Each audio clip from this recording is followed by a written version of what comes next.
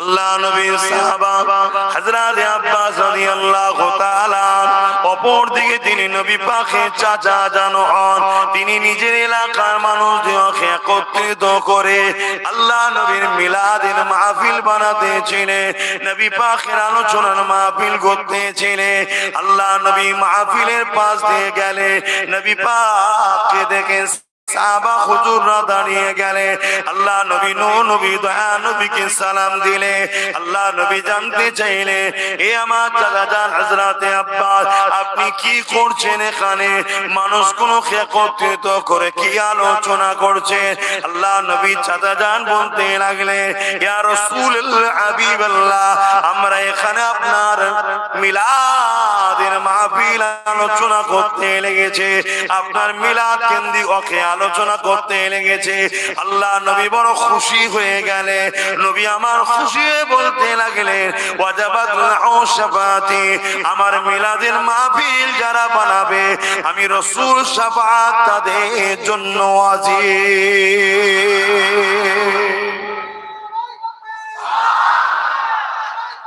আল্লাহ, নবীর মাকাম কত, শান কত, সেই নবী পাক সাল্লাল্লাহু আলাইহি সাল্লাম আমরা পেয়েছি, পেয়ে খুশি না বেজার গো? একটু সকলে বলুন না, যেটা আছে অন্তরে সেটাই মুখ দিয়ে প্রকাশ করুন, তবেই তো মুমিন। অন্তরে এক মুখী আর একে বলা হয় মুনাফিক। তো বলুন খুশি না বেজার? আল্লাহ কবুল করে, বলুন আল্লাহুম্মা আমিন। এই নবী পাক সাল্লাল্লাহু আলাইহি সাল্লাম এসে কত কষ্ট করে আমাদের কাছে ইনসাফ দিয়েছে, ইনসানিয়াত চিনিয়েছে, মানবতার রাস্তা দেখিয়েছে, নারীর অধিকারের রাস্তা দেখিয়েছে, গরিবের অধিকারের রাস্তা দেখিয়েছে, মা বাপের সম্মানের রাস্তা দেখিয়েছে। এক কথায় জুলুমকে খতম করে ইনসাফ প্রতিষ্ঠিত করেছে আমার নবী। জোরে বলুন সুবহানাল্লাহ। আল্লাহ নবী খোদ নিজের মিলাদ নিজে বানিয়েছে, অর্থাৎ মিলাদের শুকরিয়া আদায় করে আল্লাহ নবী প্রতি সোমবার দিন রোজা রাখতেন। সাহাবা হুজুররা জিজ্ঞাসা করলেন, ইয়া রাসূলুল্লাহ হাবিবাল্লাহ, আপনি সোমবার দিন কেন রোজা রাখেন? আল্লাহ নবী বলেছিলেন, এ বাবা সাহাবারা, এই সোমবার দিন আমি রাসূল আমার মিলাদ হয়েছে, অর্থাৎ আমি দুনিয়ায় আগমন হয়েছে, আমি আমার মিলাদের আগমনের দিনে শুকরানা আল্লাহ পাকের জন্য রোজা রেখে থাকি।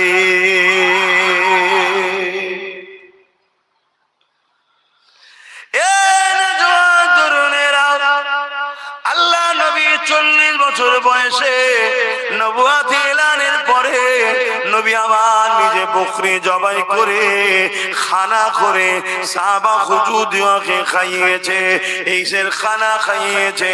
আমার নবী পাক নিজের মিলাদের খুশির খানা খাইয়েছে। তাহলে বলো, আমরা সেই নবী পেয়ে খুশি না বেজার?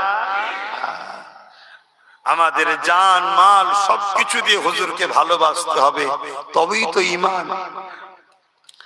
আজ লক্ষ লক্ষ কোটি কোটি মুসলমান দাবিদার, ঈমান কজনের আছে?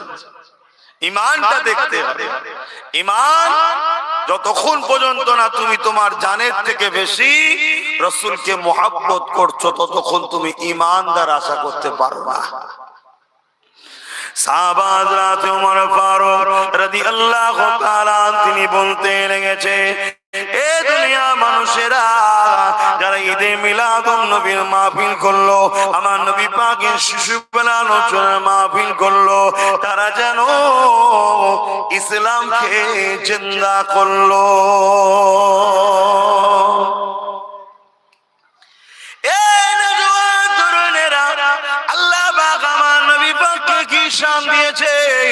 আমার নবী পাককে কি মর্যাদা, কি আজমত, কি মাকাম দিয়েছে। وقال ابو بكر الصديق من انفق درهما على قراءه مولود النبي صلى الله عليه وسلم كان ফীকি ফিল জান্নাহ। হযরত আবু বকর সিদ্দিক জানিয়ে দিলে, এ দুনিয়ার মানুষেরা, তোমরা যদি আমার নবীর মিলাদের মাহফিল বানাতে 1 দিরহাম যদি দান করে থাকো, আমি আবু বকর জানিয়ে দিলাম ওই 1 দিরহাম দানকারী দাতাটা আর আমি আবু বকর আল্লাহ পাকের জান্নাতি বন্ধু হব। আরো জোরে বলুন সুবহান। আমাদের মধ্যে অনেক সময় ধারণা হয় যে অনেক লোক আছে দান করে যারা শরিয়াতের হুকুমগুলো ঠিকভাবে মানতে পারে না, প্যান্ট শার্ট পরা হয়তো দাড়ি চেঁচে ফেলেছে, ভুল করেছে, এই ছেলেগুলো আবার কি করে সিদ্দিক আকবরের জান্নাতের বন্ধু হতে পারে, এটা আমাদের অনেকের ধারণা এসে যায়।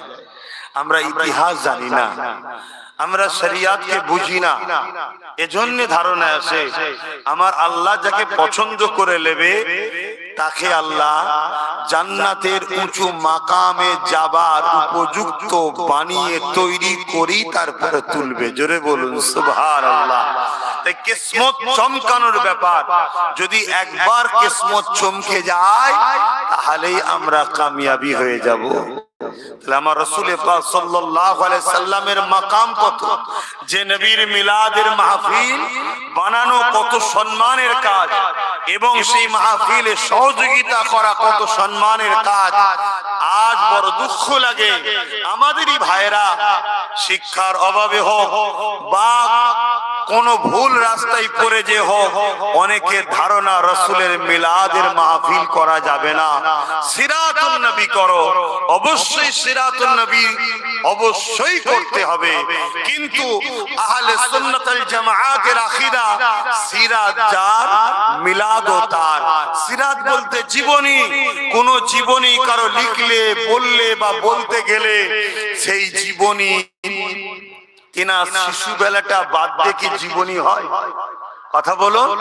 এটা আশ্চর্যের বিষয় যে নবীর সিরাত মানে মিলাদ মানতে চান না, নবীর মিলাদকে অস্বীকার করলে রিসালাতকেই তো অস্বীকার করা হবে। তাই সিরাত যার মিলাদও তিনার, মিলাদ জিনার সিরাতও তিনার। তাই সবটাই আহলে সুন্নাত নবী ও সাহাবা হুজুরদের মাননেওয়ালা আমাদের আকীদা। জোরে বলুন সুবহানাল্লাহ। বাপেরা, নওজোয়ান তরুণেরা, আসেন আমার নবী পাকের একটু শিশুবেলা আলোচনা করি।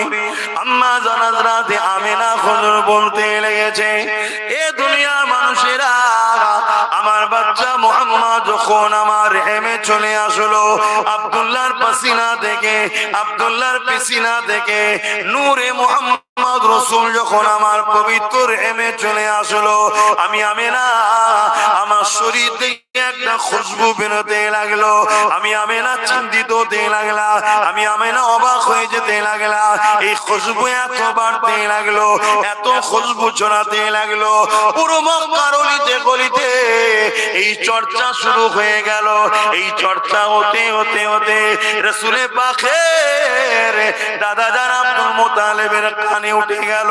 রাসূলুল্লাহ দাদা জান আব্দুল মুত্তালিব এই সময় তিনার রাসূলুল্লাহ দাদি জানকে ডাক দিলে, ডেকে বলতে লাগলেন, চারিদিকে চর্চা হচ্ছে আব্দুল্লাহর পরিবার আমাদের পুত্রবধূ কি আতর মাখে, এই আতর নাকি পুরো মক্কার অলিতে গলিতে খুশবু ছড়াচ্ছে, অথচ কেউ বলতে পারছে না এই আতর মক্কার কোন বাজারে পাওয়া যায়, মক্কার কোন দোকানে পাওয়া যায়। এবং আমি আব্দুল মুত্তালিব বুঝতে পেরেছি এই আতর আমি দূরে দূরে যায়, বিভিন্ন শহরে এই আতর কোন জায়গায় পাওয়া যায় আমার জানা নাই।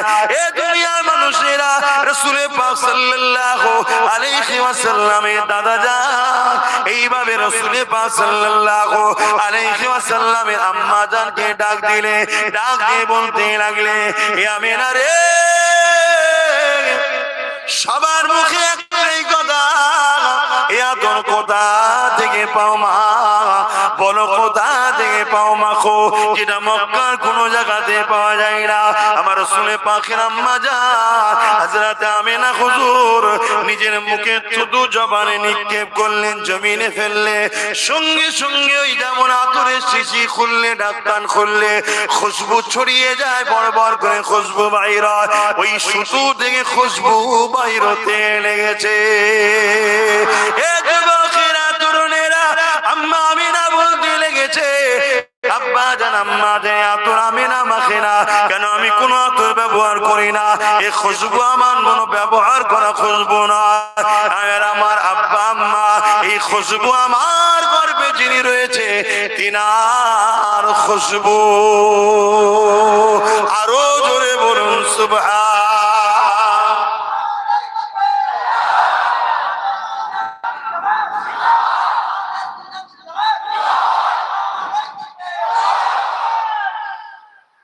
আমার নবী কত বড় নিয়ামত বুঝতে পারছেন?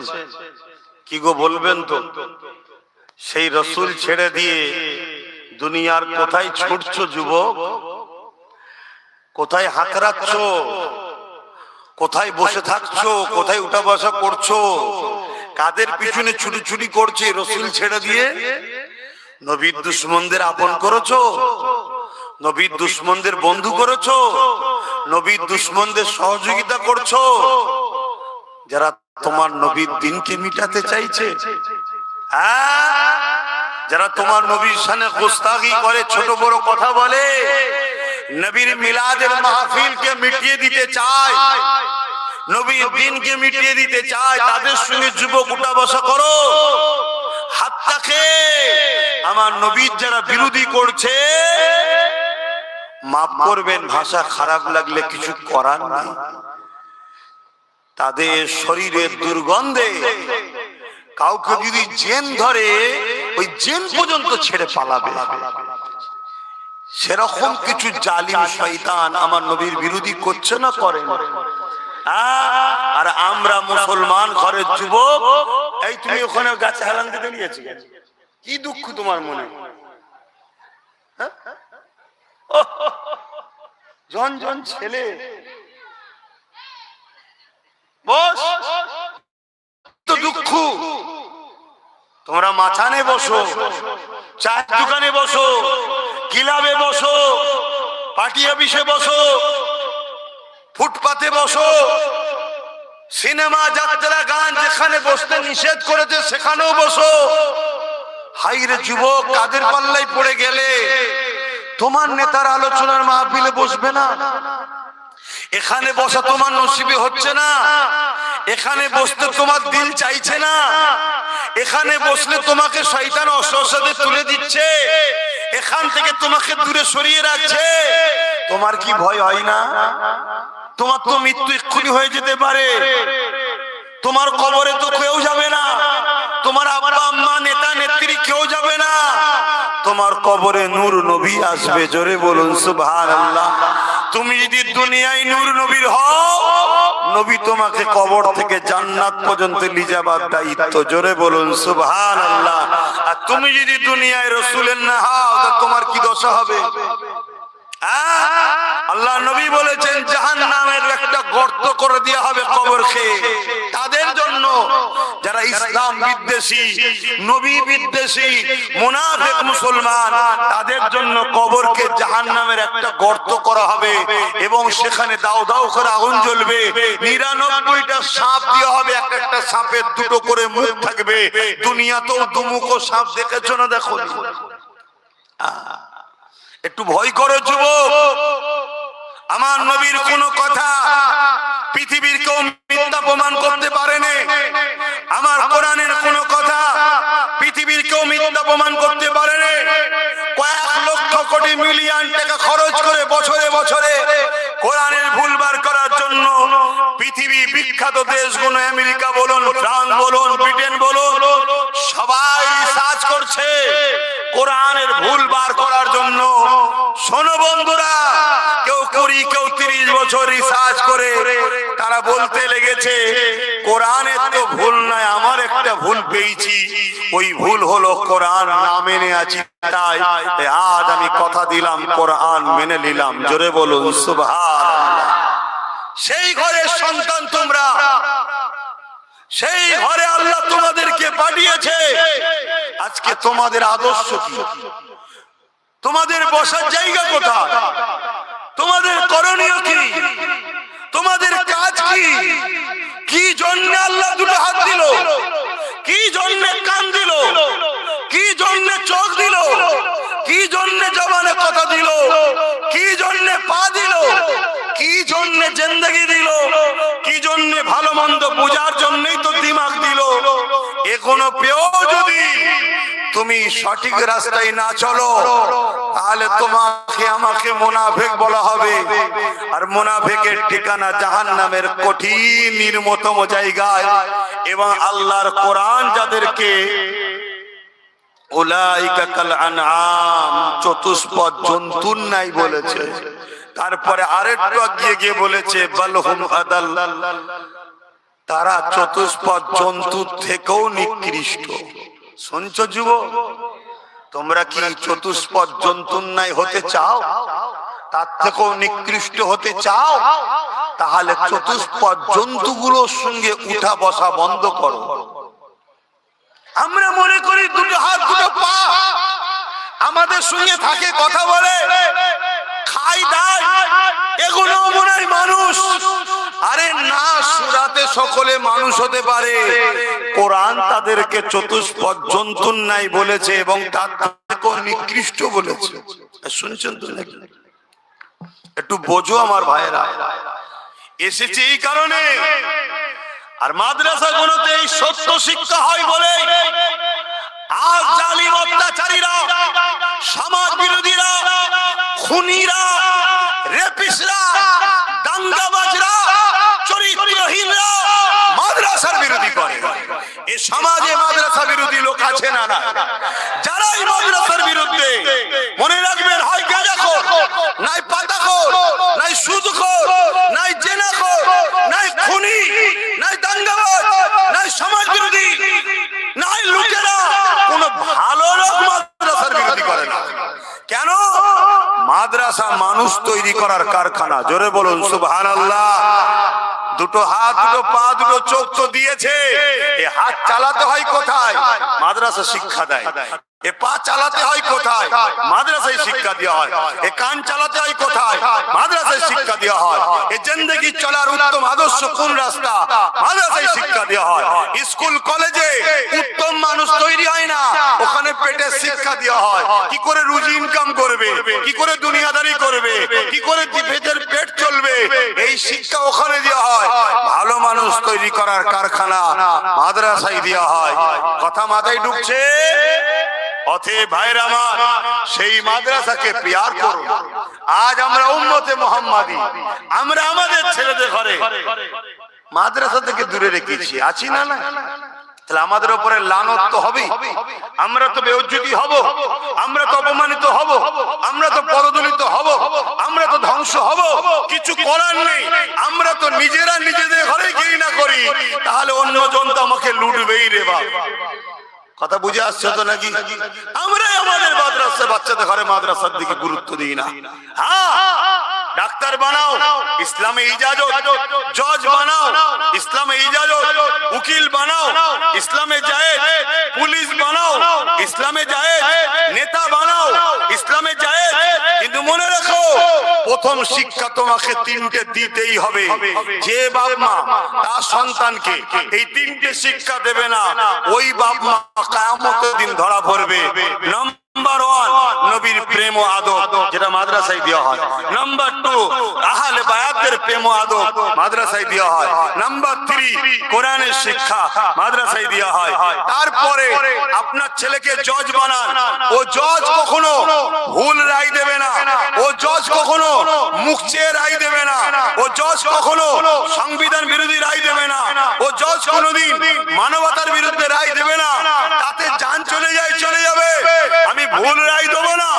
তাই আপনাকে বলতে হবে, আপনি আপনার সন্তানকে এই তিনটে শিক্ষা দিয়ে জজ বানান, আর যদি না দেন তাহলে আপনার ছেলে এমন জজ হবে সংবিধানের বাইরে গিয়ে আস্থার উপরে রায় দেবে, যেমন বাবরি মসজিদের রায় দিয়েছিল। এই জানেন তো না? কথাটা কি কষ্ট হয়ে গেল? আপনারা ভুলে যেতে পারেন অনেক কিছু, আমরা ভুলি না। কেন ভুলি না? কেন আমরা এখান থেকে ভালোবাসি।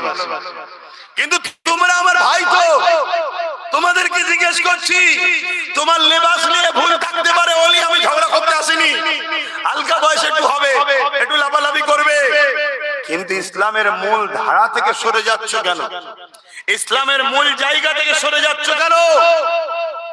তুমি তোমার ছেলেকে দ্বীনি শিক্ষা দেওয়ার পরে তোমার ছেলেকে ডাক্তার বানাও, ও ডাক্তার হবে, কসাই হবে না। এখন অনেক ডাক্তার হয়েছে কসাই, বোঝেন তো নাকি? 3 দিন আগে মারা গেছে, তারপরেও তাকে অপারেশন করেই যাচ্ছে আর পয়সা লুটেই যাচ্ছে। এরকম কসাই আছে না? না। আরে বাবা, একের পর এক বুঝতে পেরেছে কি বিমার, তারপরও এই রিপোর্ট করো, ও রিপোর্ট করো, এই রিপোর্ট করো, এই করো, এই করো। গরিব মানুষ 15,000 টাকা বিল, আর যেখান থেকে রিপোর্ট করবে সব কনসেশন। এগুলো ডাকাত নয়? এক কথা বলছেন না? মনে রাখবেন, যদি তোমার ছেলেকে দ্বীনি শিক্ষা দাও আর তারপরে ডাক্তার বানাও, ও ছেলে কিন্তু এরকম হবে না, ওর মধ্যে আল্লাহর ভয় থাকবে। তারপরে তোমার ছেলেকে দ্বীনি শিক্ষা দাও, দিবার পরে তোমার ছেলেকে ডাক্তার বানাও, তোমার ছেলের হাতে কোনোদিন এই তিলক তোমার মতো কোনো বোন রেপ হবে না। আর যদি তোমার ছেলেকে দ্বীনি শিক্ষা না দিয়ে ডাক্তার বানাও, ও কত তিলক তোমাকে জানলে নেবে। জানেন তো তিলক তোমাকে ভুলে গেছেন নাকি? ভুলে গেছে। এখন কারো মনে হতে পারে অমুসলিম মেয়ের কথা আপনি ধর্ম সবাই বলছেন কেন?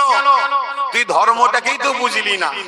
ধর্ম তো মানুষকে ভালোবাসার নাম। তার ধর্ম কি সে জবাব দেবে, আমার ধর্ম কি আমি জবাব দেব?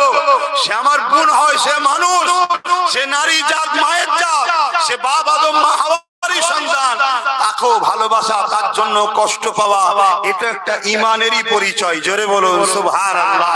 যার দিলে এই নারীদের উপরে বা তিলোত্তমা হোক আর মুসলিম না যেই হোক, কোন নারীর উপরে জুলুম হবে, যার দিলে ব্যথা নেই, তার মধ্যে ইমান কিসের আবার? শুনছেন তো নাকি? যদি ভুল করি এত সব লেগিয়ে বসে আছে, দেখো না, বাপ রে বাপ। চলো ডাকো না, এক জায়গায় বসে একটু মোনাজেরা হোক। বাইরে বাইরে চিল্লে লাভ নেই, চলো না দেখি, বসে এক জায়গায় ডিবেটে মোনাজেরা হবে। ভাইরা আমার, ছেলেকে দ্বীনি শিক্ষা দেন, দিবার পরে পুলিশ বানান। আপনার ছেলে যখন দ্বীনি শিক্ষা শিখে পুলিশ হবে, ওই ছেলে কখনো ঘুষখোর হবে না, ওই ছেলে কখনো সমাজ বিরোধী হবে না, ওই ছেলে কখনো মিথ্যা কেস দেবে না। ওই ছেলে জানার পরও যে ছেলেটা নির্দোষ, তুলে নিয়ে যে নেতার পা চাটার জন্য তাকে কখনো পিটবে না। আর আপনার ছেলে যদি দ্বীনি শিক্ষা না জানে, তাহলে নিরীহ ছেলেদেরকে তুলে নিয়ে যে জেলের মধ্যে পিটিয়ে মেরে দেবে, বা আনিস খানের মতো ছেলেকে ছাদ থেকে ঠেলে ফেলে দেবে। কথা বুঝে আসছে না? নাই। এজন্য দ্বীনি শিক্ষার দরকার আছে না? না। আর এই দ্বীনি শিক্ষাকে মিটিয়ে দিবার পরিকল্পনা একটা চলছে। উম্মতে মুহাম্মাদি, আপনারা বলুন, এই দ্বীনি শিক্ষা বাঁচাবার জন্য আছে না? হাত তুলে সাক্ষী দেন, দায়িত্ব লিবার দরকার। একটু মহব্বতে বলুন, দায়িত্ব আছে না? না। নারী দিবে, নারী দিবে। আল্লাহ কবুল করেন। এ দায়িত্ব কতটা লিবার আছে একটুখানি টেস্ট করে তাহলে দেখে নি। 5টা লোক বলুন তো দেখি, এই বিল্ডিংটা সামনে বছরে ঢালাই হবে, কমসে কম 5টা লোক বলুন তো দেখি 10,000 করে টাকা দিতে পারবে? এখন যদি নাও থাকে লিখে দেবেন, 2-4 মাস 5 মাস পরে দিয়ে দেবেন, কারণ দেরি করলে যাবে না। সামনে বছর জলসার আগে যেন ঢালাই হয়ে কমপ্লিট হয়ে যায়। 5টা লোক হাত তুলে বলুন, সর্বপ্রথম কে হাত তুলে দেখি যে আমি 10,000 টাকা দেবো। এবার দেখি কারা ডিউটি নেয়। মুখে তো খুব বলতে, আমি যেটা চেয়েছি সেটা আগে বলুন। 10,000 করে টাকা, 5টা লোক। 10,000 টাকা কি বেশি নাকি? কে হাত তুলে প্রথম দেখি, কার দিল কাঁদে দেখি, বলুন।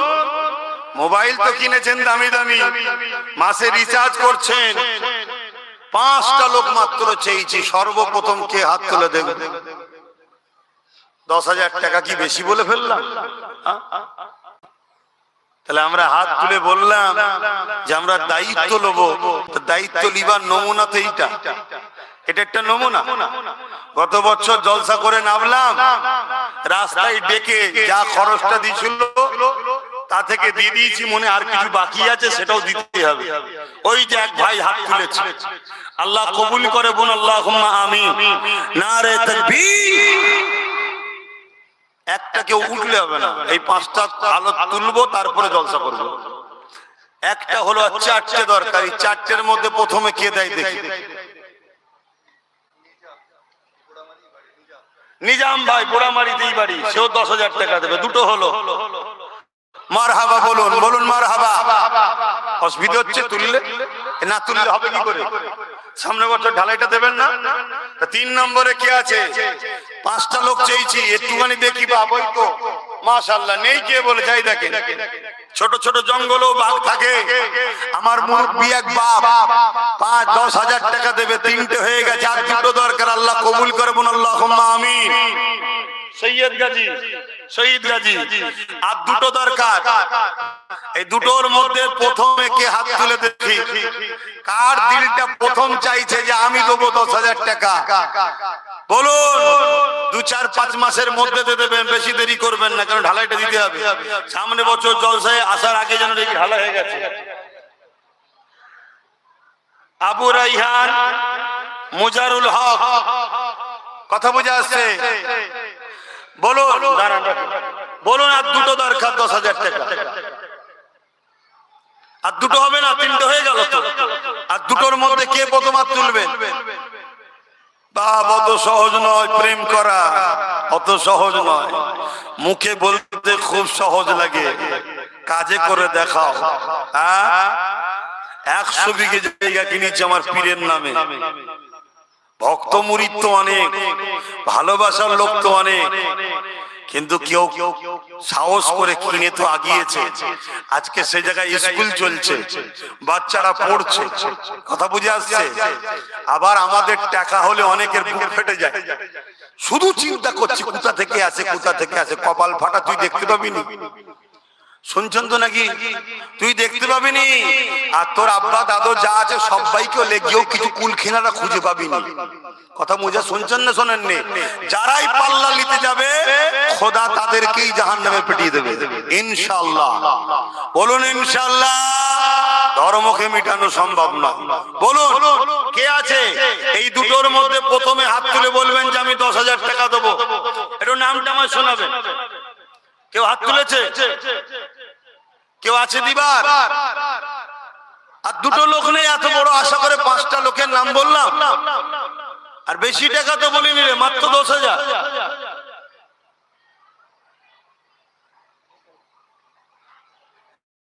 কে দেবেন? হ্যাঁ, কই জামাল মুরব্বী হাজী সাহেব, তিনি একটা হয়েছে, 10,000 টাকা দেবে। আল্লাহ কবুল করে বোন, আল্লাহুম্মা আমিন।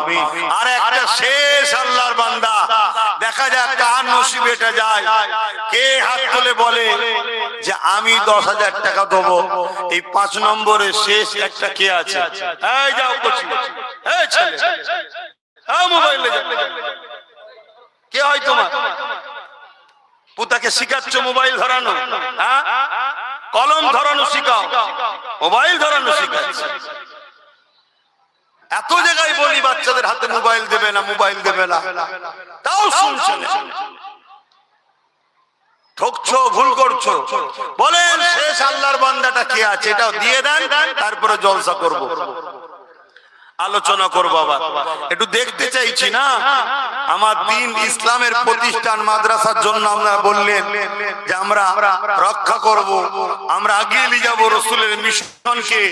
তার একটা শেষ আল্লাহর বান্দা কে আছে যিনি 10,000 টাকা দিয়ে সাক্ষী দেবে যে হ্যাঁ আমিও নাম লিখাচ্ছি, আমিও 10,000 টাকা দেবো, নবীর দ্বীনি প্রতিষ্ঠানকে আগিয়ে নিয়ে যাবো, অর্থাৎ রসুলের দ্বীনের কাজে আমি হাত বাড়াচ্ছি। সহযোগিতা করছি। কে একটা আল্লাহর শেষ বান্দা আছে বলুন, হাত তুলে বলুন যে আমি 10,000 টাকা দেবো। কে আছে বলুন? এত চিন্তা করছেন বেটার বিয়ে, বেটির বিয়েতে কত টাকা খরচ হচ্ছে, চিকিৎসার পিছনে খরচ হয়ে যাচ্ছে, সব জায়গায় আমার আগিয়ে আছি, ঠিক জায়গায় নাই। আমি কবে ওষুধ খেয়েছি আমার খেয়াল নাই। লোকে বিমারে জর্জরিত হয়ে আছে, অহংকার করছি না, আল্লাহ মাফ করেন, সব কথা বলতেও নেই, ছোটখাটো টুকটাক হয়ে থাকে। আমি সেইভাবে ছোটখাটো হলে তো ওষুধও খাই না, সেইভাবে আল্লাহর দয়াতে পীর মুর্শিদের দোয়া, দান করো দান করো দান করো, সদকার ওসিলায় বিমার আল্লাহ কাটিয়ে দেয়। বলুন সুবহানাল্লাহ। আর এক ভাই মিরাজ ভাই, তিনিও 10,000 টাকা দেবে, আল্লাহ কবুল করে। বোন আল্লাহুম্মা আমিন। আরো জোরে বোন আল্লাহুম্মা আমিন। নারী দিবে। পাঁচটা ভাই আমার বড় আশা করে বলেছিলাম, আল্লাহ কবুল করেছে। আলোচনার দিকে যাচ্ছি। দ্বিতীয় আশা আপনাদের কাছ থেকে কি, মাদ্রাসার জন্য তোলা কি ভুল করছি? একটু হাত তুলে বলুন, মাদ্রাসার জন্য তুলছি ভুল করছি? দিয়েছিল বলেই তো হচ্ছে। কি আপনারা দেবেন না? একটু একটু হলেও সকলে সহযোগিতার দরকার আছে না? না, যার যেমন আছে, যাদের আওকাত আছে তারা 10,000 দিচ্ছে। তবে মনে রাখবেন যে যেমন দেবেন তার 70 থেকে 700 গুণ বেশি আল্লাহ দেবে। জোরে বলুন সুবহানাল্লাহ। এই বিশ্বাসেই তো আজকে আমাকে আল্লাহ দিয়েছে। কে বলেছে? লোক ওয়াম্মা বিনিআমাতি রাব্বিকা ফাহাদ্দিস, অহংকার না, শুকরিয়া আদায় করে বলছি। যে ভালোবাসেন তার ভিন্ন বিষয়। এমনও লোক ভালোবাসে যে আপনাকে জলসা করতে হবে না, শুধু যাবেন একটু দেখা দিয়ে চলে আসবেন, 1 লক্ষ টাকা দেবো। অহং মিথ্যা কথা বলছি, 1 লক্ষ টাকা দেবো, শুধু আমাদের গ্রামে যাবেন, একটু জলসায় হাজির দেবেন, দেখা করবেন, চলে আসবেন। এরকম ভালোবাসার লোক আব্বাস সিদ্দিকীর অনেক আল্লাহ রেখেছে। আলহামদুলিল্লাহ, আলহামদুলিল্লাহ। অহংকার নাই, আল্লাহ শুকরিয়া আদায় করে বলছে। কেন আমি এটা বলে কি বুঝাতে চাইছি? কেন এই এত মানুষের সঙ্গে আমার টান করালো কি? জোরে বলেন, জোরে বলেন, জোরে বলেন, জোরে বলেন, জোরে বলেন, জোরে বলেন। কেন? হুজুরের গোলামির ফল। তোমরা হুজুরের গোলাম, আমার নবীর গোলাম। গোলাম যে হবে তার সবকিছু হুজুরের জন্য। আমার বংশের মুরব্বী হযরত আবু বকর সিদ্দিক, রাসূল পাক সাল্লাল্লাহু আলাইহি সাল্লামের প্রথম সাহাবী। সেই সময়ের কথা, আজকের কথা নয়। সেই সময়ে শোনো ইতিহাস, আমরা কারা। 400 কোটি টাকা, 400 কোটি টাকা সিদ্দিক আকবর আমার নবীর কদমে নজরানা হিসাবে দিয়ে দিয়েছে। জোরে বলুন সুবহানাল্লাহ। আরো জোরে বলো না সুবহানাল্লাহ। কথা বুঝে আসছে? আজ তোমরা যতই চেষ্টা করো দাদা হুজুরের আওলাদদের থেকে মুসলমানদের সরিয়ে দেবো, আরে খোদার মার তোমাদেরকে আল্লাহ নেস্তে নাবুদ করে দেবে। সেই হুজুরের মহব্বত, ভালোবাসার দোয়া দাদা হুজুরের আওলাদদের থেকে এই নবীর গোলামদের ঘরে কখনো কেউ সরাতে পারেনি। ইনশাআল্লাহ কিয়ামত পর্যন্ত পারবে না। পরকালে একসাথে জান্নাতও যাবে এরা। বলুন সুবহানাল্লাহ, বলুন ইনশাআল্লাহ। তাহলে বলুন আমি কি ভুল করছি? মাদ্রাসাটা করা দরকার আছে না? না, তাহলে বলুন আমার সাথ দেবে? আমার ভালোবাসা 10টা ভাই 5,000 করে হাত তুলবেন। কটা?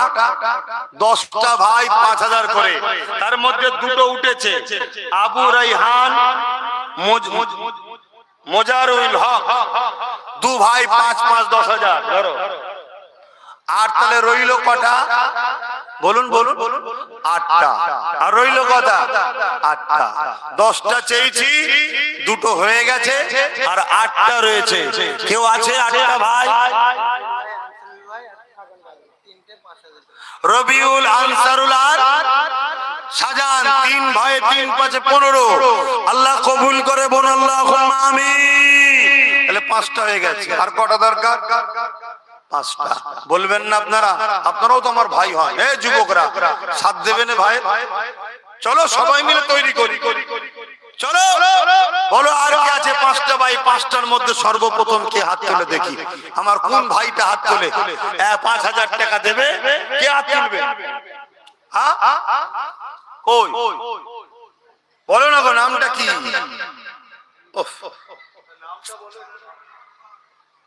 এসব আবার কি বালালি এসছি যেখানে? বলো বলো কে? ওই একটা ভাই উঠেছে, 6 জন, আল্লাহ কবুল করলো আমিন। আর 4টে জলদি করে বলে দাও, 4টের মধ্যে কে কে আছে হাত তোলো না। আমার ভাইরা দাও না 5000 করে টাকা দাও। এই 4টের মধ্যে প্রথমে কে হাত তুলে দেখি? বলো বলো বলো বলো, তাড়াতাড়ি বলো কে আছে? ভাই প্রতিষ্ঠানের জলসা একটু কালেকশন করতে হবে। প্রতিষ্ঠানের ঢালাই হয়ে গেলে এ তোর বড় মাদ্রাসার বিশাল বড় ব্যাপার নয় রে বাবা। তখন অন্য কালেকশনের লোক লাগিয়ে দিয়ে আমি এসে জলসা করে দিয়ে যাবো। বলো কে আছে? কিন্তু এখন আলোচনা করবো, সময় রয়েছে তো। এই 4টের মধ্যে প্রথমে কে আছে? কথা বলছে না তো। আমার ভাইয়েরা কি প্রতিজ্ঞা করেছেন দেবেন না? আমার 4টে ভাই দরকার, 5000 করে টাকাই প্রতিষ্ঠানের জন্য দেবে। সর্বপ্রথম কোন ভাইটা হাত তুলে দেখি যে 5000 টাকা দেবো? একটু উঠে দাঁড়াবেন, না হাত তুলে দেখা যাচ্ছে না। কে আছে 5000 টাকা দেবেন? আর আমাকে যদি ওখানে গোপনে নাম লিখায় কমসে কম একটু বলবেন যে একজন দিয়েছে। অনেকে গোপনে দেয় আবার। কে আছে 5000 টাকা দিবার? আর কেউ নেই? বলুন বলুন, তাতে দেরি করছেন কেন? কে দেবে ওটা? কি বলছে? দরুদ শরীফ আল্লাহুম্মা সাল্লি আলা।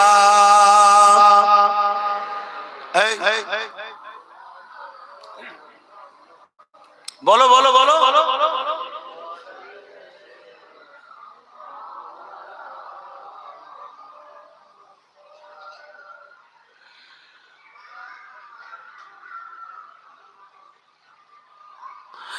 प्यारे रबीउल अव्वल तेरी झलक के सदके, प्यारे रबीउल अव्वल तेरी झलक के सदके चमका दिया नसीबा सुबह सबे मिलादा। नामটা বলো কি? আরেকজন মা আমার 5000 টাকা আল্লাহ কবুল করে বোন, আল্লাহুম্মা আমিন। আর 3টে ভাই কিন্তু আশা রইল, 3টে আশা রইল। দরুদ শরীফ আল্লাহুম্মা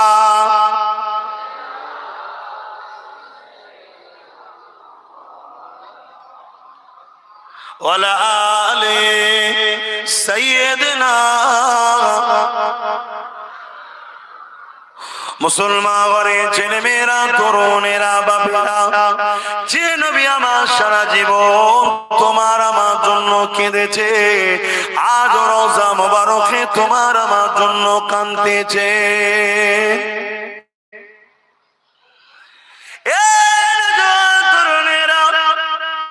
আল্লাহ নবী, নূর নবী, দয়া নবী দুনিয়া জমিনে এসেছিলেন তোমাকে আমাকে সমস্ত খারাপ থেকে বাঁচিয়ে আল্লাহর জান্নাতের রাস্তা দেখাবার জন্য, আল্লাহর জান্নাতের মানুষ বানাবার জন্য সাল্লাল্লাহু আলাইহি ওয়াসাল্লাম কতটা তোমাকে আমাকে পেয়ার করেছে। আমার নবী তোমার আমার জন্য কেঁদেছে, যখনই কেঁদেছে তোমার আমার জন্য কেঁদেছে। আম্মা জান খাদিজাতুল কুবরা রাদিয়াল্লাহু তাআলা আনহা বলতে লেগেছে, আমার নবী পাক সাল্লাল্লাহু আলাইহি ওয়াসাল্লাম রাত জেগে জেগে সিজদায় পড়ে পড়ে আল্লাহ পাকের কাছে কাঁদতে থাকতে, ও রব্বি আল্লাহ পাক আমার উম্মত উম্মতিদেরকে মাফ করে দিন আল্লাহ। আল্লাহ আমার উম্মত ক্ষমা করে দিন আল্লাহ। আল্লাহ আমার উম্মত উম্মতিদেরকে নাজাত দিন আল্লাহ।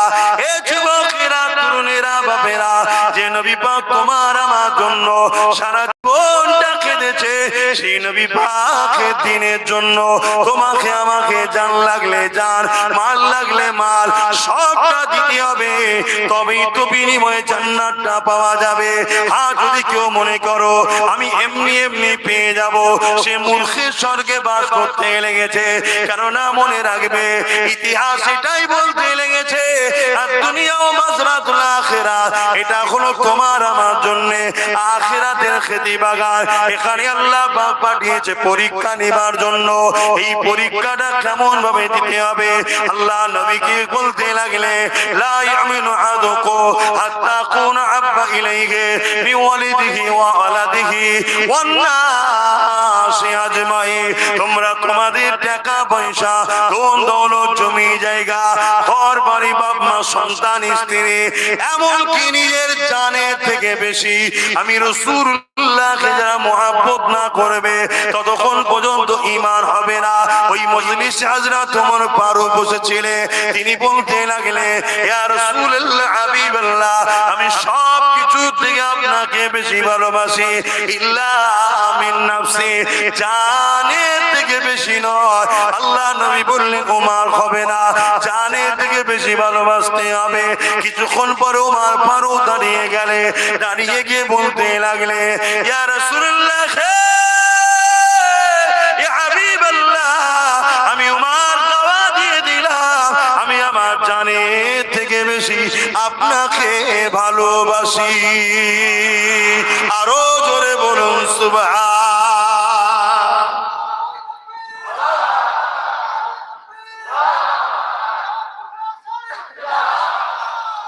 আল্লাহ